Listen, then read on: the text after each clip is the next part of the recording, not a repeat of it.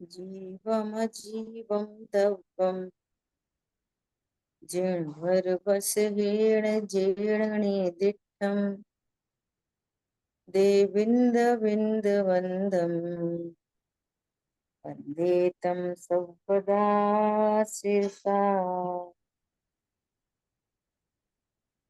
द्रव्य संग्रह जी ग्रंथ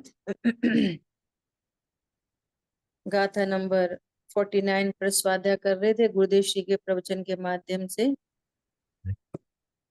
और लास्ट पैराग्राफ रहा था अपना गुरुदेव श्री के प्रवचन के माध्यम से जो स्वाध्याय कर रहे हैं।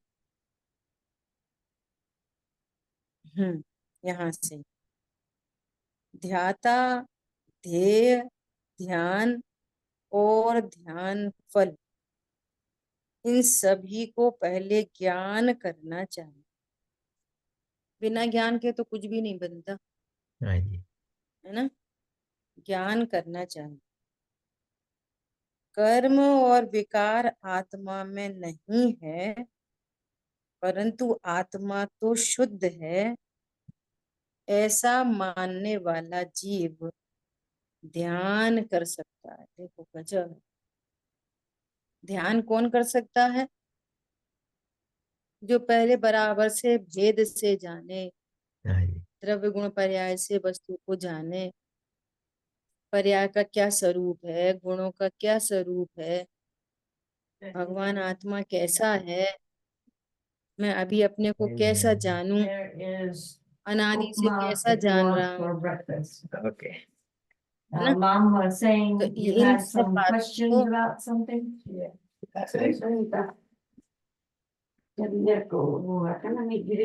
चल भाई म्यूट कर लीजिए। इन सब बातों को भली प्रकार से जाने, है ना।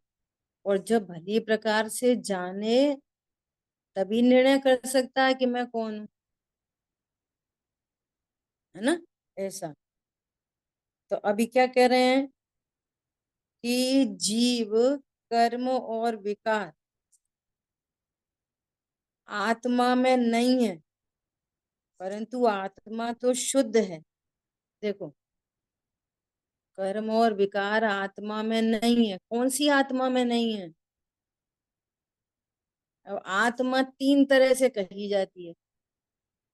एक तो शुद्ध शुद्ध पर्याय वाला प्रमाण, एक मात्र जानने वाला ज्ञान, ये प्रमाण, और तीसरा शुद्ध न की विषय भूत आत्मा। हरी बात ख्याल में।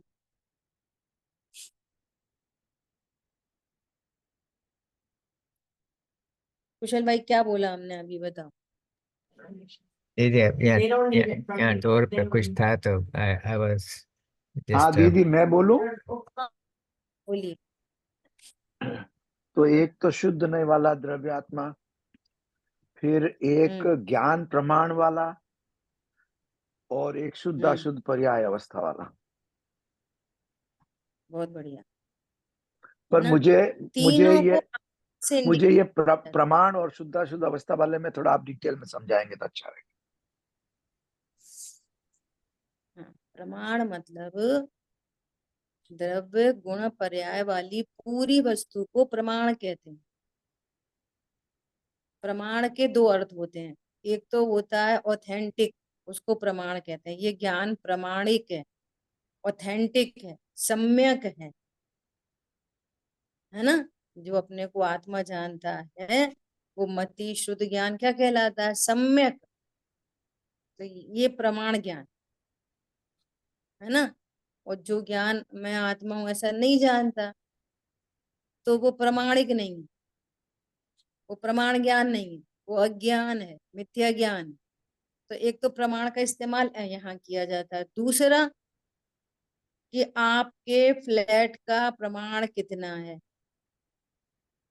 तो आप बोलोगे इतने बाई इतने फीट। तो एक वो प्रमाण होता है।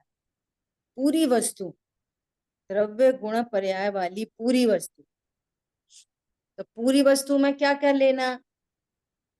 तो एक तो आगम प्रमाण ली जाती है।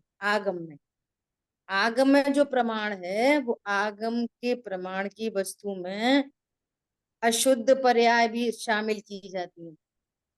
क्या जीव अनादि से अज्ञानी है, मोही है, रागी द्वेषी है, तुमको रत्नत्रय प्रकट करने चाहिए, तो ये सम्यक दृष्टि है। देखो उन्होंने पूर्णता प्राप्त की तो वे अनंत चतुष्टय के धारी हैं।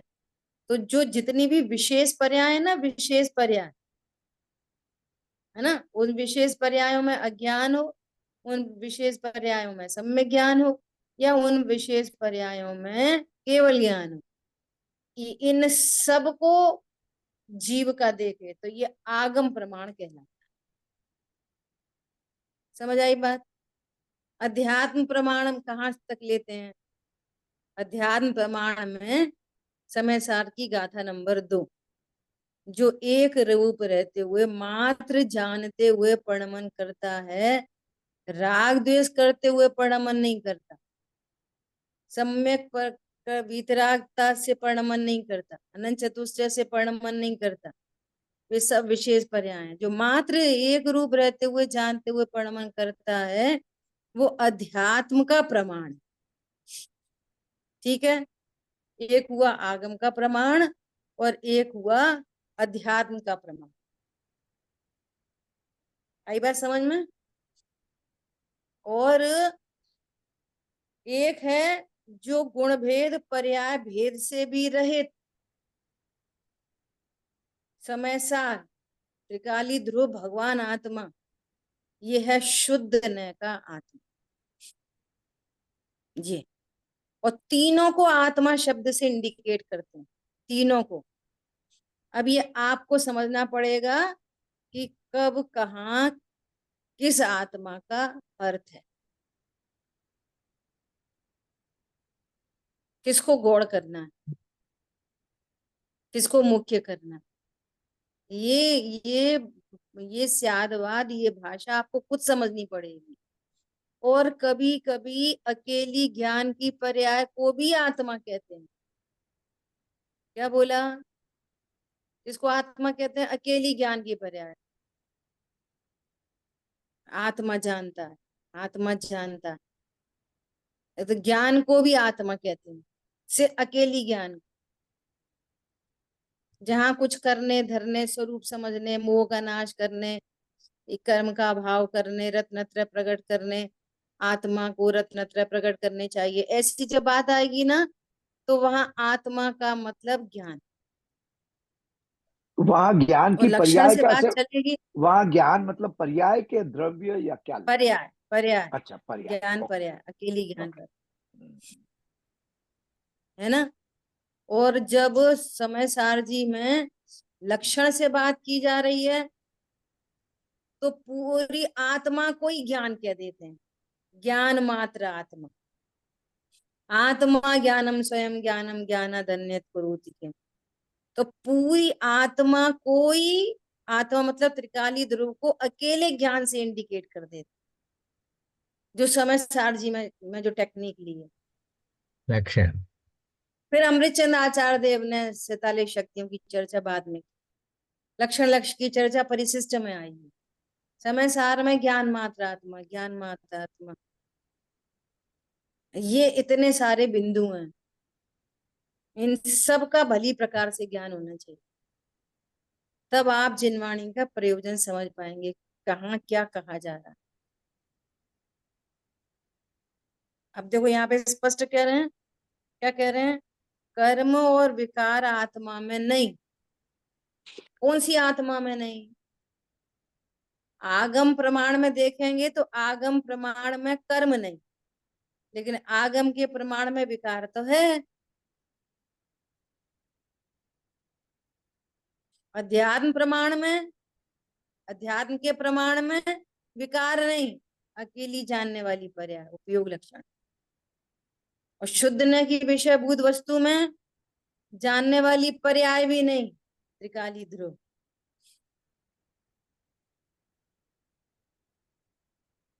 आई बात ख्याल में? ये अभी एक एक फिर पुस्तक एक आई दफा है ना, अभी एक दफा और बता दीजिए। ये जो एक पुस्तक आई है अभी, कौन सी? युगल जी बाबूजी की, पता नहीं इसकी पीडीएफ आ गई है क्या? होगी पीडीएफ इसकी, चर्चा चैतन्य की। इसमें ये पूरा विषय है। मैं आज आज मैंने इसके 20-25 पेज पहले 20 पेज पढ़ लिए थे, फिर आज इसमें ये पूरी चर्चा पढ़ी है मैंने, 22 नंबर से लेकर 26 नंबर पेज तक, 27 तक पूरी यही चर्चा है कि यदि आप ज्ञान पर भी रुकोगे ना तो आपने निष्क्रिय ध्रुव नहीं जाना। पेज नंबर है ज्ञान का स्वरूप, है ना, 24, 25, 26, 27, इन 4 पेजों में अगर इसकी पीडीएफ है तो देखेंगे, आ गई होगी ऐसे पीडीएफ तो, है ना, तो उस पीडीएफ में आप ये वाले पेज निकालना। इतनी सुंदर स्पष्ट चर्चा, इतनी प्रसन्नता हुई आज मुझे पढ़ के, मजा आ गया। ये किसने छपाई है इतनी दीदी? क्लियरिटी, ये वहीं से कोटा से छपी है उनके, अच्छा, कोटा से, ओके। और संपादन किया है आदरणीय अभय जी भाई साहब ने। ओ अच्छा, भाई जी ने, ओके ओके। ये चर्चा सुनो, ये क्या क्या नाम है, क्या है? ये आजकल यूट्यूब पे आ रहे हैं ना, यूट्यूब पे नीलांबर चर्चा युगल जी बाबूजी के साथ, उसी को वर्ड टू वर्ड छापा गया है। यूट्यूब पे ये चर्चा आ रही है ना, ऑडियो ऑडियो वीडियो आ रही है, और इसको वर्ड टू वर्ड छापी गई है। तो इसका प्रथम खंड आया है ये 1999 की है, 1999। गजब की पुस्तक है। क्या नाम जो बोला दीदी? जो दीदी पुस्तक का नाम क्या बोला था आपने? चर्चा चर्चा चर्चा चैतन्य चैतन्य की। की, ओके। Part one. ये बंबई में जो हुए अभी थे उसकी अभी बात है क्या? बंबई में बहुत हाँ चर्चाएं हुई हाँ थी हाँ 99 की, हाँ ओके ओके। बराबर वही। ठीक है, तो ये पढ़ा स्वाध्याय करने जैसी है, उसमें और क्लियर हो। ठीक है, देखो क्या बोल रहे हैं, कर्म के कर्म और विकार आत्मा में नहीं। कौन सी आत्मा में नहीं, ये आपको निश्चित करना पड़ेगा, शुद्ध आत्मा। कौन सी आत्मा में नहीं, है ना। हम्म, परंतु आत्मा तो शुद्ध है। जब आप पूरा व्यवस्थित द्रव्य गुण पर्याय, सामान्य पर्याय, विशेष पर्याय, है ना, इनका स्वरूप भली प्रकार से जानोगे, तभी निश्चित कर पाओगे कि आत्मा शुद्ध है। और ऐसा निश्चित करने वाला ही ध्यान कर सकेगा। जब ध्यान ही नहीं कर ध्येय का निर्णय ही नहीं होगा तो ध्यान किसका करोगे, ध्यान किसका करोगे। आज सुबह की जो क्लास है ना, वो सुनने जैसी है सबको, तो सुनना बहुत प्रैक्टिकल एग्जाम्पल से, और श्रद्धा का स्वरूप क्लियर हुआ है, सुनना। ठीक है, क्या बोल रहे हैं, ऐसा जीव ध्यान कर सकता है। बोलिए, आपका प्रश्न है निधि जी, आपका। हाँ जी। जी, जैसे अभी इसमें लिखा ना कि कर्म और विकार आत्मा में नहीं है, तो यहाँ पे कौन सी आत्मा लेना? तो आगम में आगम वाली आत्मा इसलिए नहीं लेना क्योंकि उसमें अशुद्ध अशुद्ध दोनों पर्याय आ रही है ना। और लेकिन अध्यात्म की जो आत्मा है जिसको हम समय कहते हैं, भाई एक जीव जानते हुए परिणमन कर रहा है, तो इसमें भी देखो कर्म और विकार तो दोनों नहीं आ रहे ना। तो इसको क्यों नहीं हाँ लेना? हाँ, इसको इसलिए नहीं लेना कि सुबह बात आई थी, दो दिख रहे हैं, ध्रुव भी दिख रहा है, उत्पादव्य भी दिख रहा है। तो जब तक दो का निर्णय चल रहा है, जब तक दो, तब तक वो सविकल्प। जो पर्याय भली वो सामान्य है, उसमें भी कर्म और विकार नहीं, वो पर्याय भी गौड़ होके एक दिखाई दे, बस एक, तो काम बनेगा। दो दिख रहे तो मैं द्रव्य भी हूँ और सहज जानना भी मेरी पर्याय है, मैं द्रव्य भी हूँ और सहज जानना भी हो रहा है, तो दो दिख रहे। तो पर्याय को अत्यंत गौड़ करके अकेला ध्रुव, इसलिए वहां काम नहीं होगा।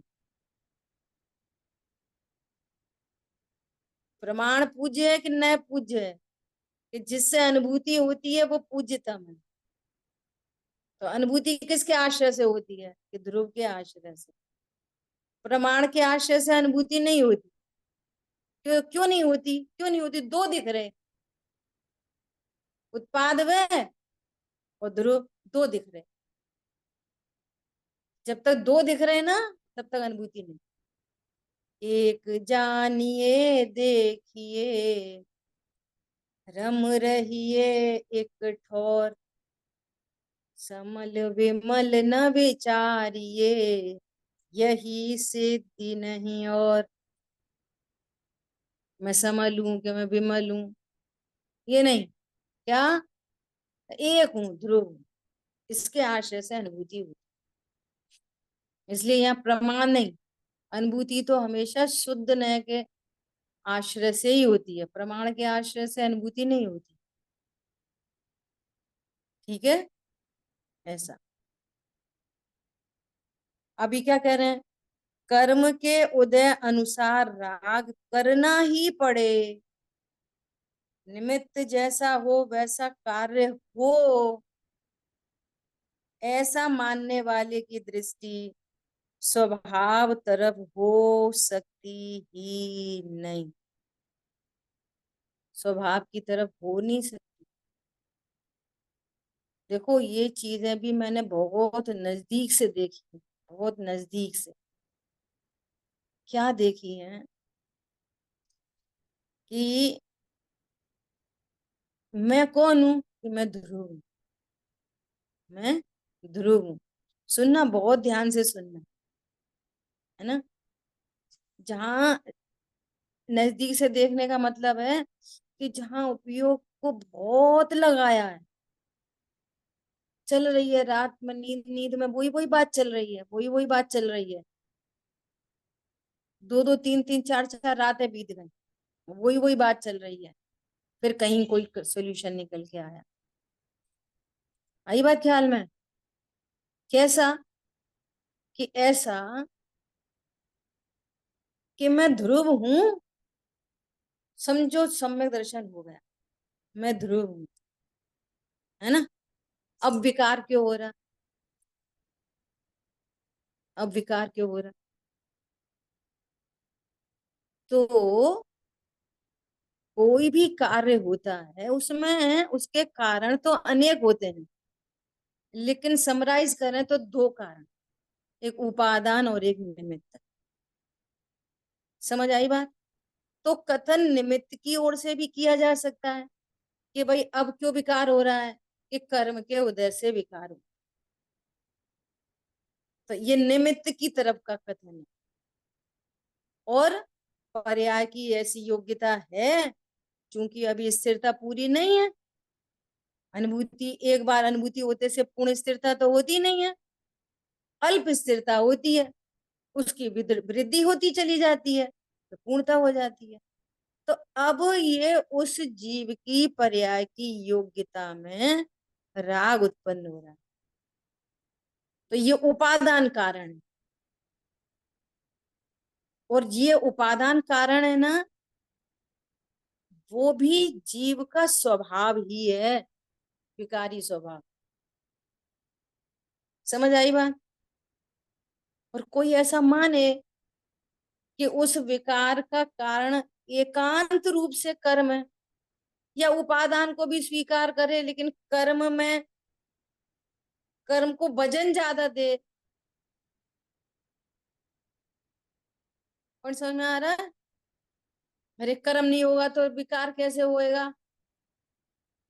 कर्म की कहीं ना कहीं कर्तृत्व या कर्म की डिपेंडेंसी, कुछ भी कथन तो बिल्कुल आगम परक है, लेकिन आपके ज्ञान में किसको ज्यादा वेटेज दिया जा रहा है? वेटेज किसका है, उपादान का कि निमित्त का? और निमित्त का वेटेज है, इसका अर्थ है कि जीव अपनी क्रम नियत प्रयास से परिणमन करता हुआ जीव जीव बना रहता है।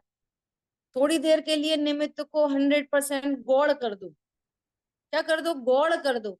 अब अकेले जीव को देखो, अब पूछो ये विकार क्यों उत्पन्न हो रहा है? उसकी पर्याय की योग्यता है। तो ये स्वभाव को जानने वाला निमित्त को तो स्वीकार करता है, पर निमित्त का वेटेज नहीं होता उसके ज्ञान। और जिसके ज्ञान में निमित्त का वेटेज है, उसका अर्थ है वो स्वभाव को नहीं जानता। इसमें कोई समस्या थोड़ी है कि पर्याय में जो राग उत्पन्न हो रहा है वो पर्याय का स्वभाव है, पर्याय का विकारी स्वभाव है, अभी पर्याय में विकार मौजूद है। समस्या क्या है? कोई समस्या नहीं है। ये भी स्वभाव के सन्मुख कैसे टिकेगा? परिणति स्वभाव सन्मुख होगी, स्थिरता बढ़ जाएगी।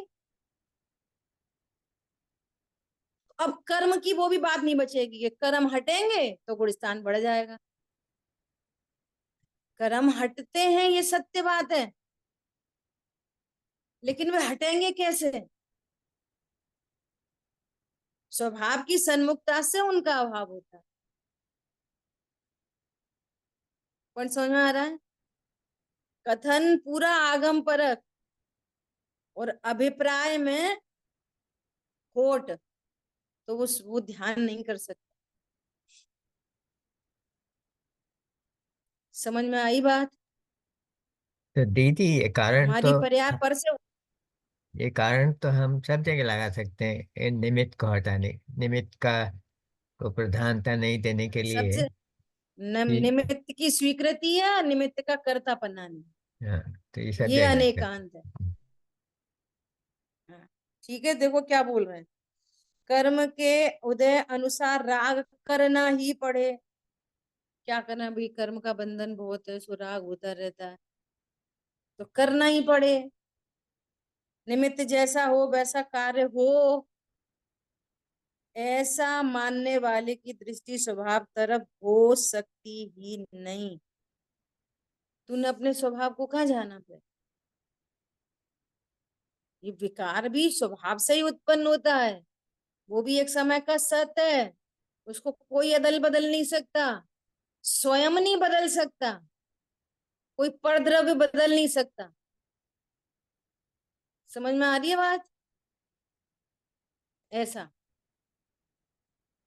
उसने तो कर्म को लक्ष्य बनाया, ये है इंपॉर्टेंट बात। उसने क्या कर दिया? उसने कर्म को लक्ष्य बना लिया। ऐसा आत्मा को लक्ष्य नहीं बनाया, इसलिए ऐसे मिथ्या दृष्टि जीव को ध्यान होता ही नहीं, ध्यान होता ही नहीं। दादा ने कितना क्लियर लिखा है। आज ही एक स्लोगन आया कहीं से, लोग भेजते रहते हैं, क्या? सहज ज्ञाता। ज्ञान भी सहज होने दो, ध्यान भी सहज होने दो, श्रद्धान भी सहज होने दो, परिणमन रमण रमण रमणता भी सहज होने दो, और उसका कोई विकल्प नहीं है। रखो, सिर पे बोझा नहीं है।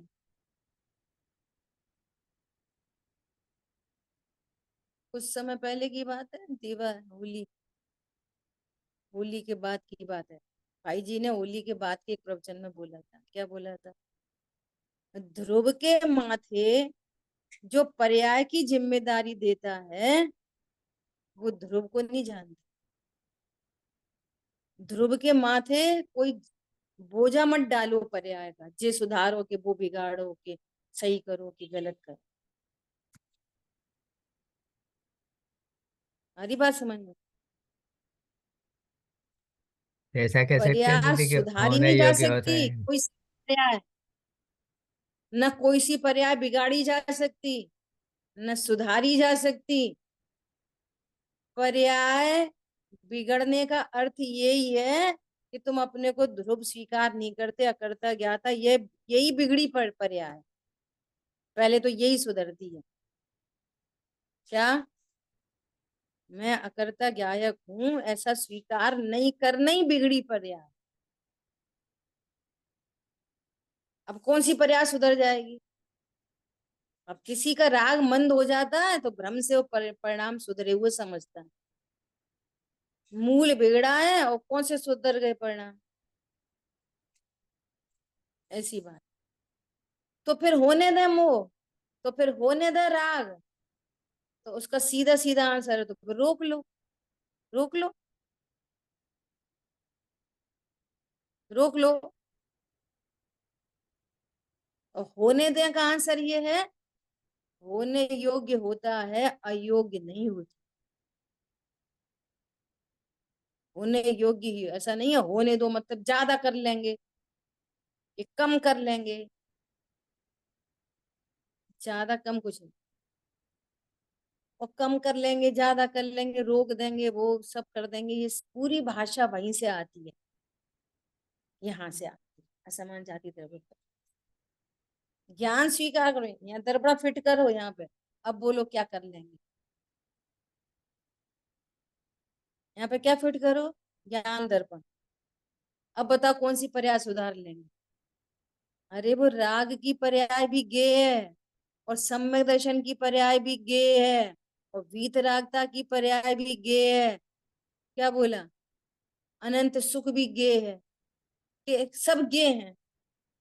और मेरे में न अनंत चतुष्टय आता है और न सप्त व्यसन के परिणाम मेरे में आते हैं, सब गे है। अब बोलो किसको अदल बदल लो। ये पूरी भाषा भी तब पकड़ में आएगी जब ज्ञानत्व की सिद्धि होगी, नहीं तो भाषा ही चलती रहेगी ऐसे ही। ठीक है, तो कह रहे हैं श्लोक में कहे हुए लक्षण वाले ध्याता ध्येय ध्यान और ध्यान का फल संक्षेप से कथन करने वाली 3 गाथाओं से द्वितीय अंतराधिकार में प्रथम स्थल समाप्त हुआ। अब पंच परमेष्ठी भगवंतों के स्वरूप की गाथाएं आएंगी, बहुत जबरदस्त। और आगे की जो गाथा आ रही है बहुत ही जबरदस्त गाथा आ रही है। कैसा अनंतों के स्वरूप को यहाँ पे स्पष्ट किया जाएगा, अनंत भगवान मतलब क्या। ठीक है, तो गाथा नंबर 50।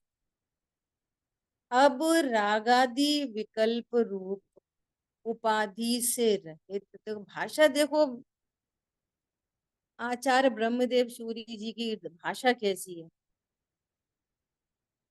शुद्धात्मा से नीचे कोई बात, कोई गाथा की टीका चालू होगी शुद्धात्मा से चालू होती है, चाहे वो पुद्गल को बताएं, चाहे धर्म धर्म आकाश काल को बताएं, चाहे नरक स्वर को बताएं, चाहे अणुव्रत बताएं, चाहे महाव्रत बताएं, कुछ भी बताएं। देखो क्या कह रहे हैं, अब रागादि विकल्प रूप उपाधि से रहित निज परमात्म पदार्थ की भावना, भावना मतलब विकल्प नहीं, हमें तो भावना है। कल परसों एक बहन ने प्रश्न पूछा, फोन आया उनका कि भावना और इच्छा में क्या अंतर है। सुनो, बहुत महत्वपूर्ण बात। इच्छा, इच्छा एक कॉमन वर्ड होने से अशुभ और शुभ दोनों में इच्छा लग जाए। आज तो हमें पिक्चर जाने की इच्छा है, आज तो हमारा मंदिर जाने की इच्छा है, हमारी तो ऐसी इच्छा है कि आज हम शिखर जी जाएं। इच्छा तो दोनों केस में लग जाएगी, लेकिन भावना, आज हमारी पिक्चर जाने की भावना है। तो भावना शब्द कभी भी अशुभ के लिए इस्तेमाल नहीं होता। नंबर 1, भावना किसके लिए इस्तेमाल किया जाता है, शुभ भावों के लिए भावना शब्द इस्तेमाल किया जाता है। नंबर 1। नंबर 2, यहाँ जितनी 16 काण भावना, 12 भावना, ये भावना शब्द आता है ना, यहाँ पर भावना रत्नत्र रूप है, या रत्नत्र के साथ रहने वाले शुभ भाव को भावना के, क्या कहा, रत्नत्र के साथ रहने वाले शुभ भाव का नाम भावना है। ये डायरेक्ट रत्नत्र कोई भावना कैसे, दर्शन विशुद्धि भावना क्या है, बोलो क्या है, वो रत्नत्र रूप है। 16 कण भावना है ना, अभीक्षण ज्ञान उपयोग, विनय संपन्नता, ये सब क्या है, ये सब रत्नत्र रूप भावना है, ये विकल्पात्मक रूप नहीं है। दूसरी बात, तीसरी बात, ऐसा बोलते हैं ना भावना भवनाशिनी से सुनते हैं ना। तो एक तो होती है शुभ भाव रूप भावना, अरे हमारी भावना है हमारी परिणति में कब अनुव्रत महाव्रत हो, हम भी संयमी हो, हमारी ऐसी भावना है, संत साधु बन के विचरूं वो घड़ी कब आएगी, हमको भी ऐसी भावना है ना। तो ये शुभ भाव रूप भावना, ये भावना सफल कैसे होती है, भावना भवनाशिनी, कि अकेली भावना नहीं, जो भावना है उसके योग्य पुरुषार्थ। मैं शिखर जी की भावना है तो भावना से शिखर जी चले जाते हैं,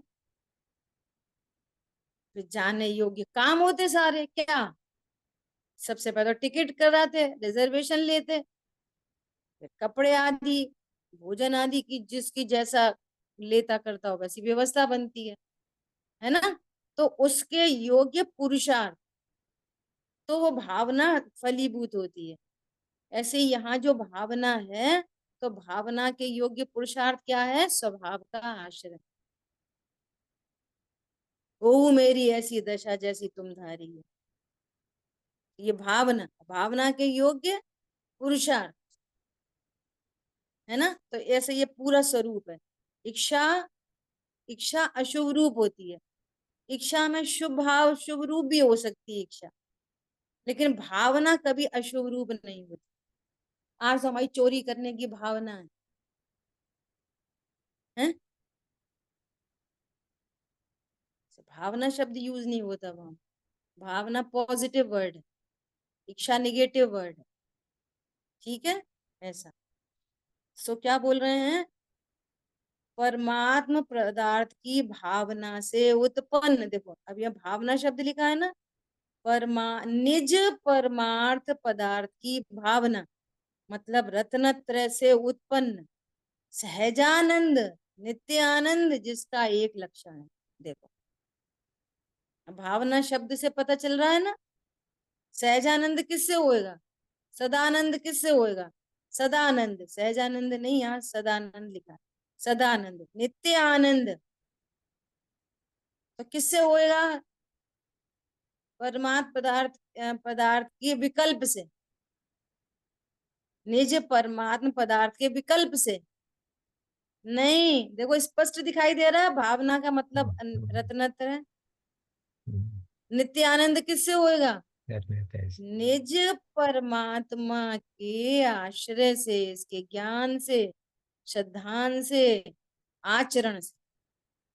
तो यह भावना शब्द का अर्थ क्या है, ज्ञान श्रद्धान और आचरण, इससे नित्य आनंद जिसका एक लक्षण है। नित्य आनंद किसका लक्षण है, किसकी बात चल रही है, अनंत भगवान, अनंत भगवान की गाथा है ये।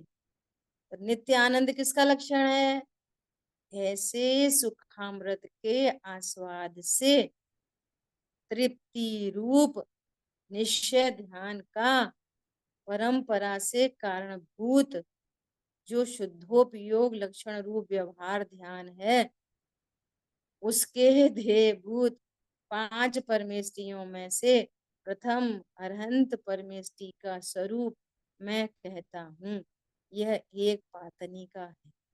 क्या कह रहे हैं, किसका लक्षण है नित्यानंद, अनंत भगवान का, भगवान का लक्षण है नित्य आनंद, नित्य प्रकट नित्य आनंद भगवान का लक्षण है ना।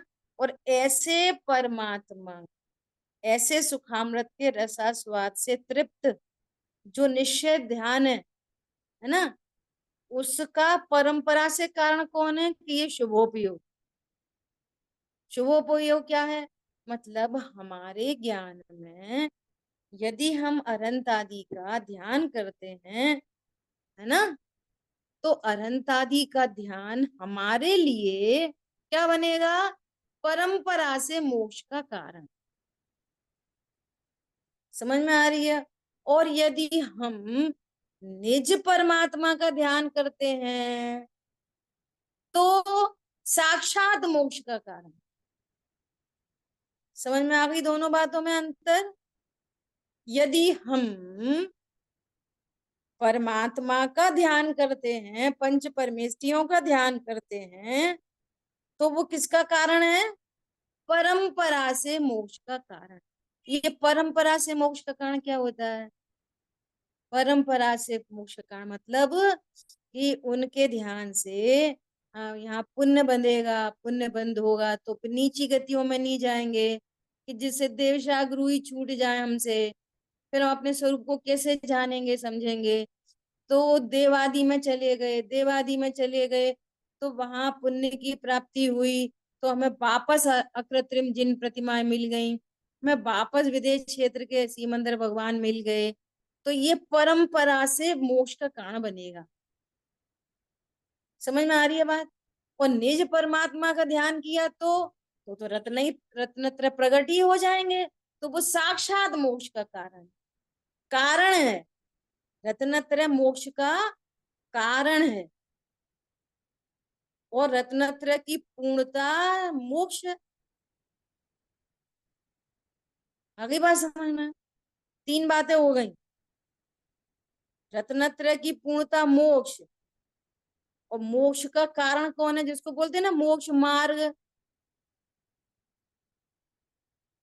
मोक्ष मार्ग, मोक्ष मार्ग क्या है? रत्नत्रय, सम्यक दर्शन, ज्ञान, चारित्र। ये तो साक्षात मोक्ष का कारण है।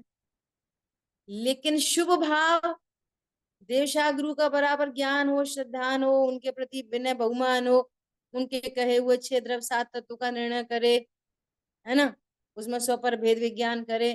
तो ये जो पूरी प्रोसेस है, ये पूरी प्रोसेस क्या है? परंपरा से मोक्ष का कारण। अब दूसरा एंगल समझो, कि जब तक ये शुभ भाव हैं, जब तक ये शुभ भाव हैं, तब तक परंपरा से ही मोक्ष का कारण बनेगा। और जिस दिन इन शुभ भावों का अभाव होएगा, उस दिन सीधे मोक्ष हो जाए। क्या कहा? देखो यहाँ पे कोई चौथा गुण स्थान वर्ती है, तो बार बार स्वभाव की अनुभूति, बार बार पंच परमेष्टि भगवंतों का स्मरण, तो उसको पुण्य बंधेगा। बंधेगा तो वो स्वर्ग आदि चला जाए। डायरेक्ट मोक्ष मोक्ष नहीं हो रहा उसको, पंचम गुण स्थान वर्ती होएगा, उसको भी शुभ भाव चल रही है। ये परंपरा से, ये 1-2 भव के बाद जाएंगे। ये कोई मुनिराज है, संजुलन कषाय का अभाव नहीं हो पाया, है ना, तो फिर स्वर्ग चले, वे भी चले जाएंगे। और जिसने इन शुभ भावों का 6वें गुण स्थान का अभाव हुआ, छपक श्रेणी आरोहण चढ़े, तो उसी भव से मोक्ष चले जाए। समझ आई बात? परंपरा से एक बाया, परंपरा माने बाया, 1-2 भव के बाद। दीदी परंपरा वाले को ऐसा कह सकते हैं जो संस्कारित हो जाते हैं, जिनको आत्मा का अनुभव नहीं, मोक्ष मार्ग नहीं मिला, पर उसके संस्कार पड़े, उसकी वासना पड़ी, उसका ही भाव करते हैं, ऐसा कह सकते हैं। बोल सकते, बिल्कुल। निकट भव्य है, जैसे ना निकट भव्य है, अति आसन्न भव्य जीव है, ऐसा। ये परंपरा से मोह, उस भव से नहीं जा रहा, 2-4-10 भव में चला जाए, ऐसा। देखो शेर की पर्याय में महावीर भगवान को 10 भव लग गए कि नहीं लगे? 9 लग गए कि नहीं लग गए? तो परंपरा से मोक्ष का क्रम है शुभ भाव, ऐसा। ठीक है। अशुभ, अशुभ तो कहीं से कहीं तक मोक्ष की लिस्ट में ही नहीं है, कहीं से कहीं तक, ना परंपरा में और ना साक्षात की तो बात ही क्या है, कुछ नहीं। जब अशुभ, शुभ ही साक्षात नहीं है तो अशुभ की तो कोई बात ही नहीं। हरी बात ख्याल में, ऐसा। देखो बहुत साइंस है ये, बहुत समझने जैसी चीज है। जिन शासन इतना क्लियर है, इतना क्लियर कट है, इतना नेचुरल है, कि जिन शासन में 4थे गुण स्थान में, 5वें गुण स्थान में, मुनिराज की भूमिका में 6वें गुण स्थान में, चलो मुनिराज को छोड़ो, 4थे 5वें गुण स्थान में अशुभ की स्वीकृति है। अशुभ भाव होते हैं, ये स्वीकार है। हरी बात ख्याल में, लेकिन पक्ष नहीं है। ये बहुत बड़ी मेजर बात है। ये बहुत बड़ी बात। अशुभ होता है चौथे में, अशुभ होता है पांचवे में, लेकिन पक्ष नहीं है। उसको शुभ का ही पक्ष नहीं है तो अशुभ के पक्ष की क्या बात है। और ये मिथ्या दृष्टि बात है तो इतनी बतन बनाए कि यही सम्यक दृष्टि है ना। और पक्ष पूरे पड़े हैं अभी। अब देखो वो भाषा से पता चल जाती है। अब देखो बहुत जरूरी काम था, क्यों भैया आज स्वाध्याय क्यों नहीं करी, और बहुत जरूरी काम था, फिर कौन करता। जीव कैसे कहते हैं, जो परम करता। तुम कौन हो, हम जीव है। फिर ये इस समय से क्यों नहीं बैठे क्लास में कि फिर वो काम कौन करता। समझ में आ रही है बात, कौन करता। और सम्यक दृष्टि भी काम करते दिख रहा है घर गृहस्थी के, बस दिख ही रहा है बस। पक्ष नहीं है उसको बिल्कुल भी किसी भी प्रकार का। वो देखो क्रम में कैसे कैसे भाव पड़े हैं। पक्ष नहीं है, मैं नहीं करूंगा तो कौन करेगा, या करना चाहिए। अब ठीक है का दिन भर स्वाध्याय करते रहे, कुछ और काम धाम नहीं है क्या। हे प्रभु तुम कौन हो, तुम्हारा क्या स्वरूप है, एक बार विचार तो करो। कौन समझ में आ रहा है। क्यों कितनी प्रोसेस हो गई है, अनंतानुबंधी का अभाव हुआ है और अभी अप्रत्यक्षान मौजूद है। तो अभी इतनी प्रोसेस हुई है कि कितनी हुई है। आयरन रिमूव हुआ है, कॉपर तो रिमूव नहीं हुआ, तो कॉपर अपना रिजल्ट देगा। इतनी बात है, साइंस एकदम। परंतु कोई कॉपर कोई सोना माने और एलॉय में होना जरूरी माने, तो 24 कैरेट कैसे होएगा फिर। इसका पक्ष ही कर रहे हो तुम। लोक में कितना होशियार है, मां नहीं मानेगा कॉपर को सोना, और ये नहीं मानेगा कोई बात नहीं 18 कैरेट है, हम तो 24 के ही पैसे दे दे रहे। अब इतना तो चलता है, क्यों चलता है कि पंचम काल है ना, यहाँ प्योरिटी का मिलती है। पंचम काल में 18 कैरेट को 24 कैरेट के पैसे दे दोगे। अब काल गिरता हुआ काल है, बोलो। चौथे गुण स्थान में क्या क्या हो सकता है। अरे चौथे गुण स्थान में तुम ये क्यों विचार करते हो कि ऐसे अशुभ हो सकते हैं। ये क्यों नहीं विचार करते कि चौथे गुण स्थान में तो अनुव्रत भी आ जाते हैं, महाव्रत भी आ जाते हैं चौथे में। उसका पक्ष क्यों नहीं करते। आ जाते नहीं आ जाते चौथे में ही, महाव्रत आ जाते चौथे में, अनुव्रत आ जाते चौथे में, पहले में ही आ जाते। बहुत ईमानदारी से विचार करना। और जो ऐसा कहते हैं ना कि हम तो धर्मात्मा, क्यों धर्मात्मा, कि हमने वो छोड़ दिया वो छोड़ दिया ये छोड़ दिया। क्यों छोड़ दिया, कि वो पर है ना, तो ये देह छोड़ो पहले तुम, ये भी तो पर है, इसको छोड़ दो। हमने राग छोड़ दिया, हमने कपड़े छोड़ दिए, तो देह भी छोड़ दो।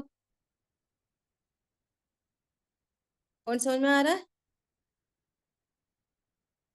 सीधे सिद्ध बन जाओगे, सिद्ध नहीं बनोगे नरक चले जाओगे।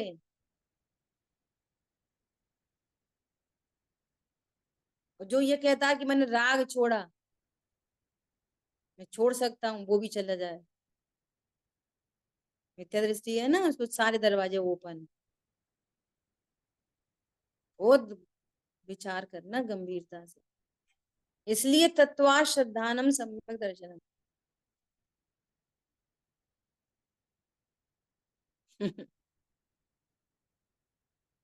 तत्वा श्रद्धान की बात चले ना, तो ऐसी छट्टे से तत्वा श्रद्धान चर्चा करते हुए आगे बढ़ जा। बहुत रहस्य है तत्वार सिद्धांत। देखो क्या कह रहे हैं, परंपरा से कारणभूत जो शुद्धोपयोग लक्षण युक्त व्यवहार ध्यान है, उसके ध्येयभूत पंच परमेष्ठियों में सबसे पहले अनंत भगवान का स्वरूप कहते हैं। ये एक पातनिका, पातनिका मतलब फर्स्ट पॉइंट, पॉइंट समझ लो, फर्स्ट पॉइंट है, ठीक है। पूर्व गाथा में कथित सर्वपद, नाम पद, आदि पद रूप वाचकों से के वाच्य जो पंच परमेष्ठी हैं, उनका व्याख्यान करते हुए प्रथम ही मैं श्री जिनेन्द्र देव का स्वरूप निरूपण करता हूँ। ये सेकंड पॉइंट। इसमें क्या क्या बात आएगी, जो उसमें आए थे ना नाम पद आगे आगे वाले ऐसा ले लिए थे जो, है ना, तो उनका निरूपण करता हूँ उसमें प्रथम जिनेन्द्र देव का, ये सेकंड पॉइंट। अथवा पदस्थ, पिंडस्थ और रूपस्थ, इन तीनों ध्यानों के ध्येयभूत श्री अनंत सर्वज्ञ का स्वरूप में दर्शाता हूँ। ये थर्ड पॉइंट। 3 पॉइंट से इस आगे आने वाली गाथा में चर्चा होगी किसकी, कि अनंत भगवान को अपन पदस्थ ध्यान भी कह सकते, पिंडस्थ ध्यान भी कह सकते और रूपस्थ ध्यान भी कह सकते। तीनों ध्यान अनंत भगवान के लिए लागू पड़ जाएंगे, है ना। इन 3 पातनिकाओं को मन में धारण कर श्री नेमी चंद्र आचार्य देव अब आगे की गाथा का प्रतिपादन करते हैं। कौन कह रहा है ये, ब्रह्मदेव सूरी जी, वे कह रहे हैं, ठीक है। समय अपना हुआ है, अधिक हो गया, शेष चर्चा। जिन वाणी के ज्ञान से सूझे लोकालोक, सो वाणी मस्तक नमी सदा देतु हूँ। बोले द्वाशांगमयी जिनवाणी माता। जय जिनेन्द्र। जय हो, जय जय। जय जिनेन्द्र। Thank you. सभी को